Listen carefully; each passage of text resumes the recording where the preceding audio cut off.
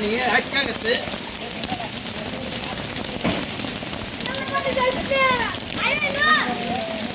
এবার যাবো গা।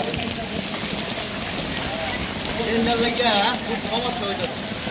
অনেক দেখেন কত একটু বৃষ্টি হইলে পানি আটকা যায়। এখানে ছাত্র ছাত্রী অনেক লোক বিশ্ব রোডের দিকে এই রুটটা দিয়ে চলাচল বেশি করে মানুষ। তাই যখন এই যে কি অবস্থা মজা, এই রুটটা আমি আসলে পৌরসভার যারা আছেন তাদের দৃষ্টি আকর্ষণ করছি এই জিনিসটা যেন একটু সমাধান করা হয়। এই নতুন ড্রেনটার সাথে এই ড্রেনটা সংযোগ করে দিলেই তাহলে এই কমপ্লিট হয়ে যায়।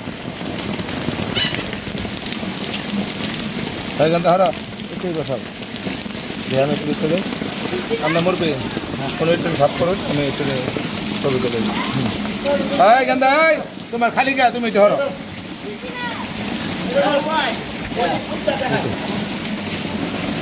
সব করে দাও।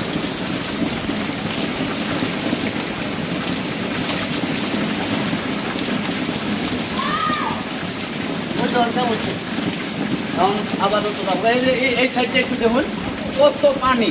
এই যে রুট দিয়া চলাচল করেন বা দেখছেন, দেখেন এই যে ড্রেনের অবস্থা। এই রুটের মধ্যে এই যে ময়লা যে পড়ে একমাত্র এটার কারণ হচ্ছে এই ড্রেনের উপরে কোনো ঢাকনা নাই। যদি ঢাকনাটা দেওয়া হয় তাহলে আমার মনে হয় এই ময়লাগুলা পড়বে না। ময়লা না পড়লে পানি নিষ্কাশন হয়ে যাবে। গা ওই নতুন ড্রেন করা হয়েছে ওই রুট দিয়া, কাছের রুট এটা কিন্তু সমস্যা বিশাল সমস্যা সবারই সমস্যা হয়। মাথাতে সমুদ্রের পানি ফারায় এটাও লাগে। তবে আমি আবারও প্রশাসনের দৃষ্টি আকর্ষণ করছি, পৌরসভায় যারা কর্মরত আছেন এই রুটটা একটু দেখবেন। এই ড্রেনেজ আমরা মনে করেন একটা পৌরসভার কোয়ার থেকে কাটকাই না বছরে বছর আমরা ক্লিয়ার করে দিই, কিন্তু বৃষ্টি আসলে আমাদের জলবদ্ধতাও সৃষ্টি হয়ে যায়। সমুদ্রের পানি ফারায় যাইতে হয় মসজিদে নামাজ পড়তে।